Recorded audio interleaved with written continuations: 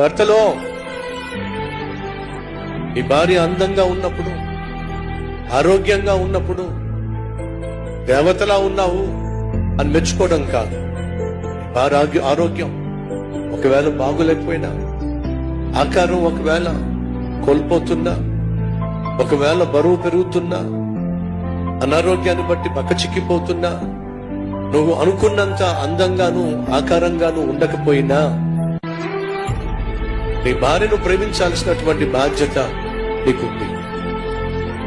కానీ ఈరోజు భర్త భార్య ఆకారాన్నే ప్రేమిస్తున్నాడు, అందాన్నే ప్రేమిస్తున్నాడు, కానీ భార్యను భార్యగా ప్రేమించలేకపోతున్నాడు. దయచేసి గమనించండి. ఈ అందం కావచ్చు, ఆకారం కావచ్చు, ఆరోగ్యం ఉన్నంత వరకే. నీకు కావచ్చు, నీ భార్య కావచ్చు. నువ్వు ప్రేమించాల్సింది అందాన్ని కాదు, నువ్వు ప్రేమించాల్సింది నీ భార్యను. నీ భార్య అనే ఒక వ్యక్తిని నువ్వు ప్రేమించాలి.